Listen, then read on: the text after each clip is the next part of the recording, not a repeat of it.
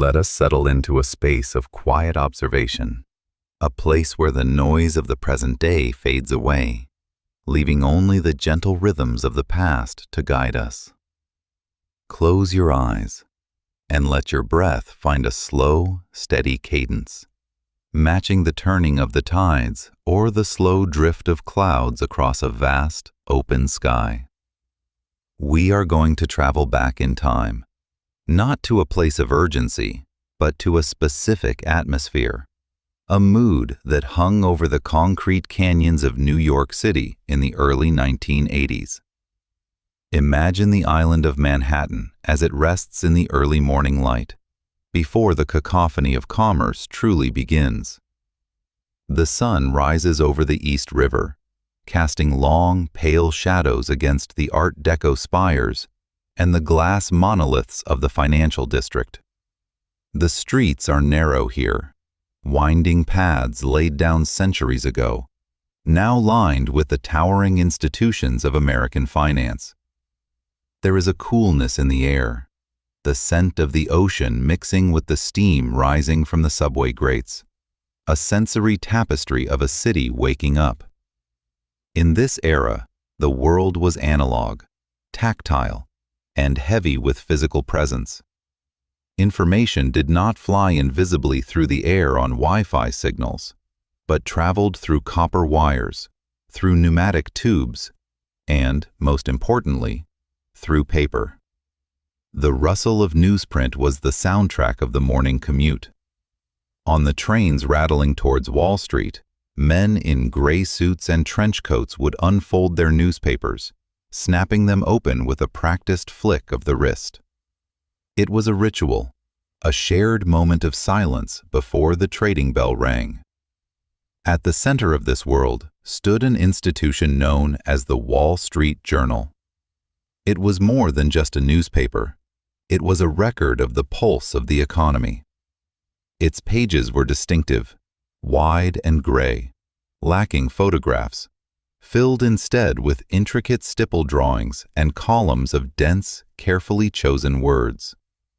To hold the journal was to hold a map of the world's ambition. The paper itself had a specific texture, slightly rough, leaving a faint trace of ink on the fingertips, a reminder that the news was something real, something you could touch. There is something deeply grounding about the permanence of ink on paper.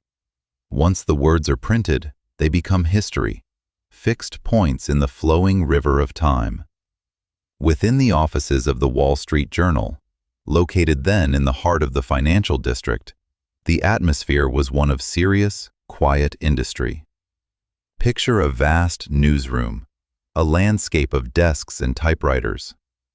This was just before the computer age fully took over, so the air was filled with the rhythmic clatter of keys striking paper, the hum of electric typewriters, the ringing of heavy rotary phones, and the low murmur of conversations. It was a library of current events, a factory where the raw material was information, and the product was the truth, or at least, the market's version of it. In this setting, we find a man named R. Foster Winans. Let us visualize him, not as a figure of controversy, but simply as a writer, a man doing his job within the complex machinery of the news. He was a reporter, a role that requires one to be both a part of the world and separate from it, an observer standing on the edge of the ballroom, watching the dancers but not learning the steps. He was in his 30s, navigating the complex social and professional ladders of New York. Foster Winans wrote for a specific column, a very special corner of the paper called Heard on the Street. Even the name suggests a whisper, a rumor, something caught on the wind. It was the journal's daily column on stock market activity and gossip. In the ecosystem of Wall Street, this column was a titan. It had the power to move markets. If Heard on the Street spoke well of a company, its stock might climb as soon as the market opened. If it spoke poorly, the numbers would tumble. It was a self-fulfilling prophecy, printed in black and white. Imagine the responsibility of sitting at that typewriter, knowing that the words you choose, the adjectives you select, will ripple out the next morning to thousands of brokers, traders, and investors. It is a unique kind of power, quiet, cerebral, and immense. Winans was the conduit for this power.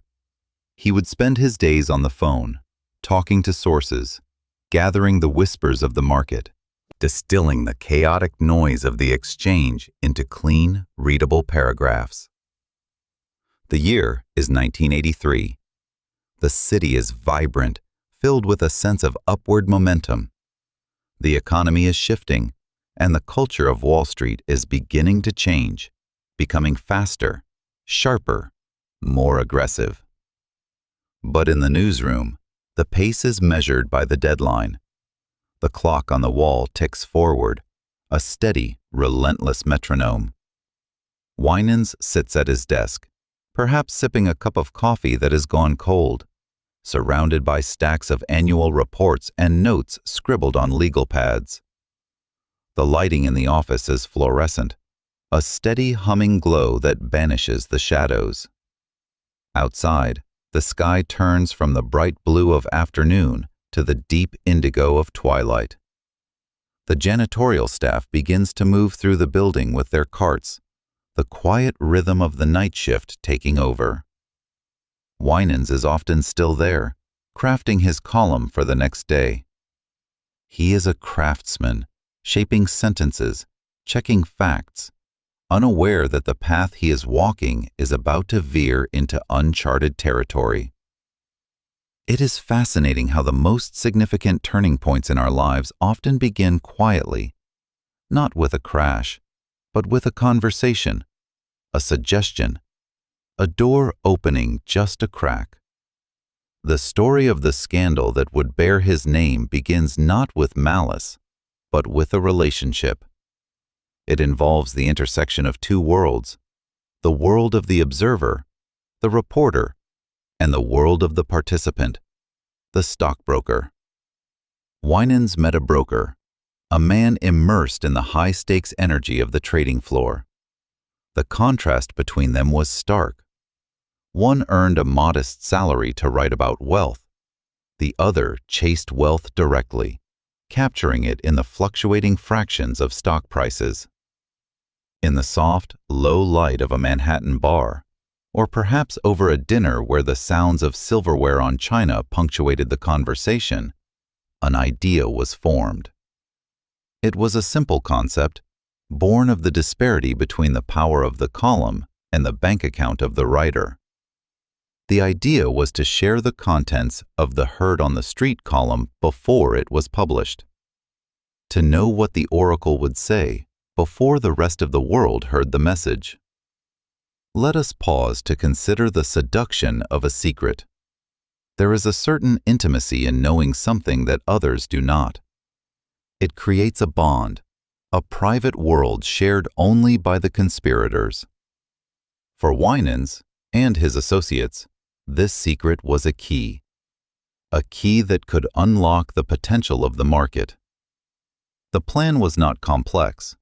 It did not require high-tech espionage or grand heists. It simply required a voice, a phone call, a transfer of information from one mind to another, just a few hours ahead of the printing presses. Imagine the printing presses of the Wall Street Journal, massive, thundering machines located in plants across the country. In the middle of the night, while the city sleeps, these machines roar into life. Enormous rolls of paper, weighing thousands of pounds, spin at incredible speeds. The ink creates the words that Winans wrote earlier that day. The paper is folded, cut, and bundled. It travels on trucks, on planes, arriving at newsstands and doorsteps before the sun rises. But in this story, the information traveled faster than the trucks. It traveled on a whisper. As we drift deeper into this narrative, visualize the geography of the leak. A phone booth on a rainy street corner, the receiver cold against the ear, the sound of traffic hissing on the wet pavement. Or perhaps a quiet call from the office, hand cupped over the mouthpiece, eyes darting to see if anyone is watching. The information flows like water, finding the path of least resistance. The names of companies, the tone of the article, positive or negative, buy or sell. The sums of money involved in the beginning were not the fortunes of kings, but they were significant enough to change the texture of daily life. They represented a crossing of a line, a subtle shift from reporting the news to creating an advantage. It is a slow drift, like a boat whose anchor has come loose, moving silently away from the shore, carried by a current that is barely perceptible at first. The days turned into weeks. The routine continued. The sun rose over the East River. The brokers boarded the trains. The paper was printed, and the trades were made. To the outside observer, nothing had changed. The facade of the market remained intact. The stone pillars of the stock exchange stood firm. But beneath the surface, in the invisible ledger of ethics and law, a debt was accruing. We often think of history as a series of loud events, but it is the quiet moments, the internal decisions made in the stillness of one's own mind that truly shape the course of things. Let us rest here for a moment, in the atmosphere of 1983, suspended in the time before the consequences arrived. We are simply watching the city breathe, watching the information flow, watching the paper roll off the press, sheet after sheet, mile after mile, carrying the secrets of the street to the waiting world. The air is calm. The city lights twinkle in the distance, a galaxy of stars grounded on Earth. And in the center of it all, a writer sits at his desk, the cursor blinking, waiting for the next word. The cursor blinks, a steady, rhythmic pulse of green light against the dark screen, a digital heartbeat in a quiet room. It is the heartbeat of influence. Foster Winans sits before it, his fingers hovering over the keys, composing the sentences that will greet the morning. He is crafting "Heard on the Street," the column that the financial world reads with their morning coffee, the column that whispers to the market before the opening bell rings. It is a strange alchemy, transforming thoughts into ink and ink into movement. The words he chooses, adjectives like bullish or bearish, verbs like surge or plummet, possess a weight far heavier than the paper they are printed on. When he writes, the market listens. When he speaks through the column, stocks rise and fall like tides obeying the moon. And yet, in this moment, sitting in the fluorescent hum of the newsroom, he is just a man with a job, earning a modest salary, surrounded by the quiet hum of a profession that observes wealth without necessarily possessing it. There is a particular kind of solitude that comes from being close to power, yet separated from it by a pane of glass. One can see the gold, but cannot touch it. One can predict the future, but cannot profit from it. Unless the rules are rewritten in the privacy of one's own mind. And so, the arrangement begins to take shape. It does not start with a thunderclap, but with a conversation, a suggestion floating in the air like smoke. The other players enter our view, not as villains in a melodrama, but as figures stepping out of the shadows of the financial district. There is Peter Brandt, a broker at Kidder Peabody, a man who moves through the world with the confidence of someone who understands the machinery of money. And there are others, a small circle of those in the know. The plan is elegantly simple, almost dangerously so. It relies on the certainty of the morning paper. If they know what Foster is going to write, If they know which companies will be praised and which will be critiqued, they can place their bets before the world wakes up. They can buy the ticket before the train leaves the station. It is a manipulation of time, a way to live a few hours in the future while the rest of the market is stuck in the present. Picture the routine now as it establishes itself over the autumn and winter of 1983. It becomes a ritual, woven into the fabric of daily life. The writing of the column happens first, the careful selection of stocks, the crafting of the narrative, and then the communication. In the era before digital trails, before emails and encrypted messages, the secrets travel by voice. We see Foster leaving the journal's offices, stepping out into the cool air of the street. He does not use his office phone. That would be too risky, too tethered to his identity. Instead, he seeks the anonymity of the city. He walks to a payphone. Perhaps it is in the grand, echoing concourse of Grand Central Terminal, where the sound of thousands of footsteps masks his own. Or perhaps it is a booth on a busy street corner, the plastic receiver cold against his ear, the smell of old rain and city dust lingering in the small enclosure. He drops a coin into the slot, the metallic clink marking the beginning of the transaction. He dials the number. The conversation is brief. There is no need for long explanations, just the names. The names of the companies that will appear in tomorrow's paper, the sentiment, positive or negative, and then the line goes dead. The receiver is replaced. The connection is broken. But the information has been transferred, a spark jumping across the gap, igniting a chain of events that will play out on the trading floor the next day. It is fascinating to consider the detachment of it all. To Foster, it is just information, words, names. To the brokers on the other end, it is numbers, positions, margins. The reality of what is happening, the ethical line being crossed, feels abstract.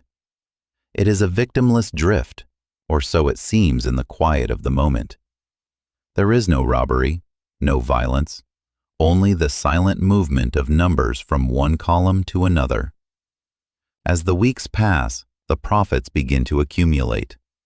The trades are successful, almost perfectly so. How could they not be? They are betting on a race that has already been run. The money flows into accounts, thousands of dollars, then tens of thousands. A share for the broker, a share for the writer. But even as the bank accounts grow, the atmosphere around Foster begins to shift, imperceptibly at first. A secret is a heavy thing to carry. It changes the way one looks at the world. The casual conversations with colleagues become minefields, where every word must be weighed, every glance measured. Does anyone suspect? Is there a lingering look from an editor? Is the tone of a question slightly different than it was before? The city continues its rhythm. The winter winds blow through the canyons of Wall Street, chilling the stone facades. Steam rises from the manhole covers, swirling in the gray light. The routine of the leak becomes mundane, almost boring in its efficiency. Write the column, make the call, wait for the trade, collect the check. But the market is a living organism. It breathes, it reacts, and it notices patterns. It is vast, yes, but it is also sensitive. Like a spider in a web, it can feel the slightest vibration on the threads. And somewhere, in the back offices of the exchanges, in the quiet rooms of the American Stock Exchange, a vibration is felt. There are people whose job it is to watch the web. Compliance officers, surveillance teams. They are the watchers of the stream. They look for anomalies. They look for luck that is too consistent to be chance. And in the vast ocean of data, they begin to see a ripple. They notice that just before the "heard on the street" column is published, just before the public learns the news, there is activity. A specific brokerage firm, specific accounts, moving with uncanny prescience. They buy just before a positive article. They sell just before a negative one. Once might be a coincidence. Twice might be luck. But again, and again, and again, that is a pattern. And patterns are the footprints of intent. We are now drifting into the early months of 1984. The snow is melting on the sidewalks, revealing the grit beneath. The invisible ledger is no longer invisible. The debt is being tallied. Foster does not know yet that the eyes are turning toward him. He sits at his desk, the same blinking cursor. But the air in the room feels different now, charged with a static electricity he cannot quite identify. He is planning a trip, a vacation to Florida with his partner, a moment to enjoy the fruits of this secret labor. He imagines the sun, the warmth, the escape from the gray pressure of New York. But the web is tightening. The American Stock Exchange alerts the Securities and Exchange Commission. The SEC, the formidable guardians of the market, begins to open a file. They connect the dots. They look at the trades, then they look at the dates, and then they look at the byline on the articles. The connection is made. The line is drawn from the trading floor to the newsroom. There is a profound stillness in the moment before a secret is revealed. It is like the pause between lightning and thunder. You have seen the flash. You know the sound is coming. But for a few seconds, the world is suspended in silence. Foster is living in those few seconds. He continues to write. He continues to shape the market's view. But the foundation beneath him has eroded. The trust, the sacred trust between a journalist and his readers, between the market and the public, has been hollowed out. He is walking on a bridge made of paper, and the wind is picking up. Imagine him walking home one evening during this time. The sun is setting over the Hudson, casting long shadows across the avenues. The city lights are flickering on, millions of them, each one representing a life, a story, a decision. He feels the weight of the check in his pocket, the physical manifestation of the scheme. It feels heavy. It feels hot. He stops at a newsstand to buy a paper, perhaps checking his own column, seeing his own name in print. By R. Foster Winans. The name looks the same as it always has, but it belongs to a different person now. The man who started the column is gone, replaced by someone who lives in the dual world of public truth and private deception. He boards the subway, the rattle of the tracks filling his ears. He looks at the faces of the other passengers, tired faces, hopeful faces, people reading the paper. Do they know? Can they see it in his eyes? The paranoia is a slow-growing vine, creeping up the walls of his mind, obscuring the view. The calm narrative of his life is about to be interrupted. The phone call that will change everything is not the one he makes from a payphone, but the one he will soon receive. The call that asks a question he cannot answer. The call that brings the outside world crashing into his private arrangement. But for now, in these final moments of the middle act, let us leave him there, suspended in the routine. The cursor blinks. The deadline approaches. The secrets are safe, or so he believes. The city sleeps around him, unaware that one of its quietest voices is about to become the center of a storm that will shake the pillars of Wall Street. The night is dark, and the morning paper is yet to be printed. The dawn arrives, not with a shout, but with a gradual graying of the window pane. The deep indigo of the night sky slowly surrenders to the pale, soft light of morning. A transition that happens every day, regardless of the secrets held in the hearts of men. In the financial district, the streets are still quiet. The great canyons of stone and glass are waiting for the sun to reach down into them, waiting for the rush of the day to begin. But for Foster, the rush has already ended. The inevitability of truth is like the tide. It cannot be held back forever. It rises slowly, inch by inch, reclaiming the shore. The investigation begins quietly, far away from his desk. It starts in the hum of computers at the American Stock Exchange, where patterns emerge from the chaos of numbers. Correlations, links, the invisible threads that bind the writer to the trader are pulled into the light. When the moment comes, it is not dramatic, not like the movies. It is a conversation, a question asked in a quiet room. The air in the office is still, filled with the scent of old paper and coffee. The realization washes over him, a wave of cold clarity. The game is over. The intricate structure of the double life, built so carefully card by card, simply exhales and settles into dust. There is, strangely, a sense of relief in the collapse. The energy required to maintain a lie is immense, a constant, draining hum in the background of the mind.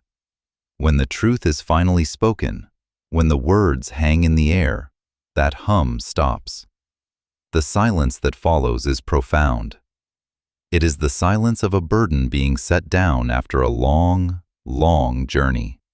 He walks out of the building, the place that had defined his identity. The badge is turned in. The column is left to another.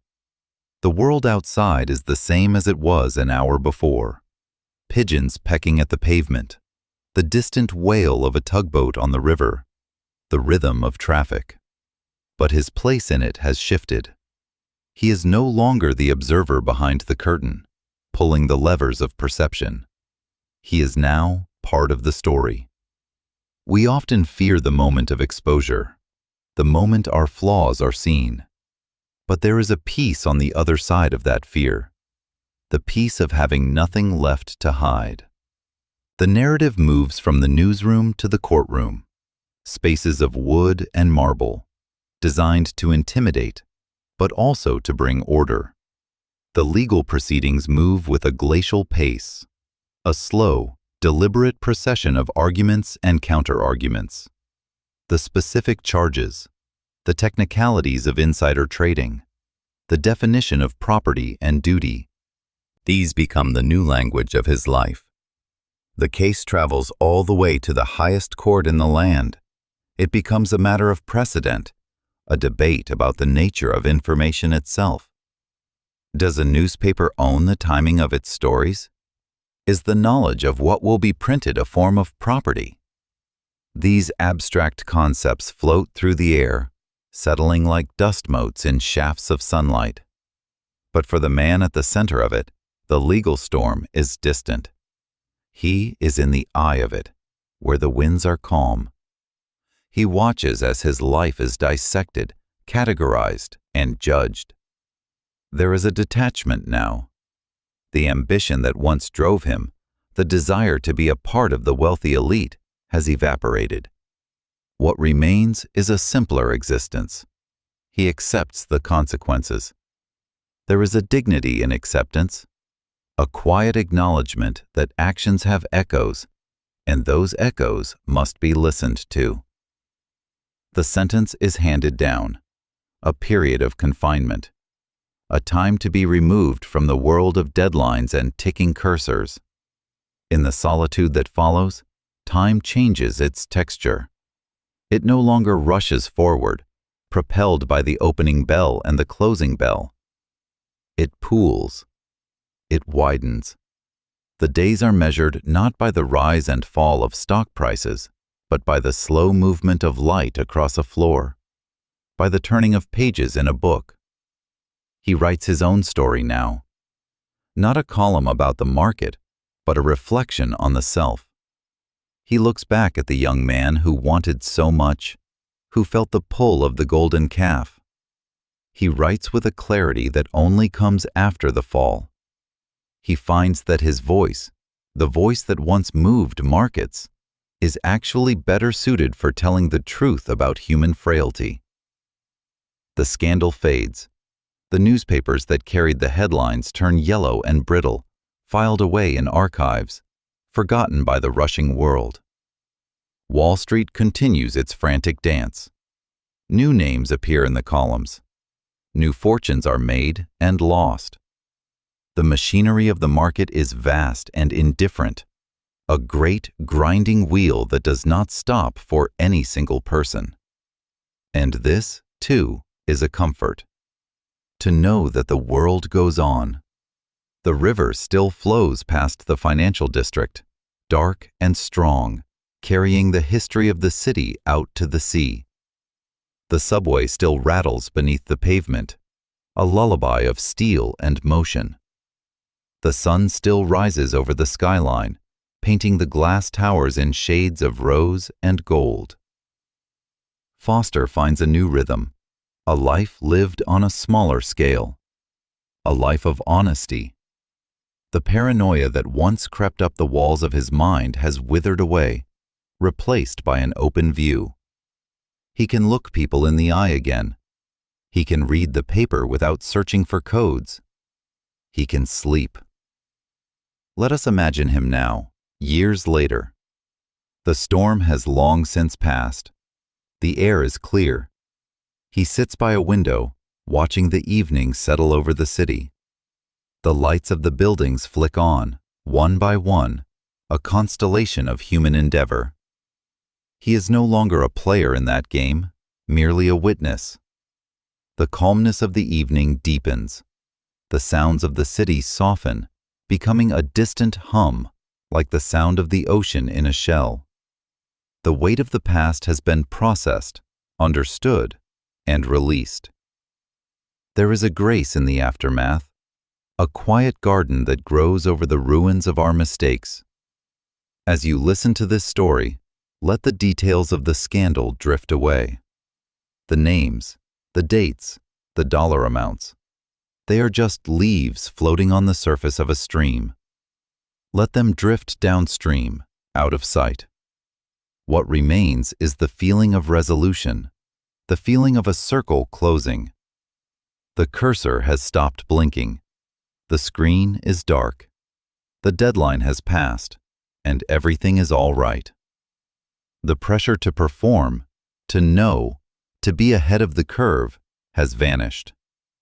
There is only this moment, this quiet, still moment.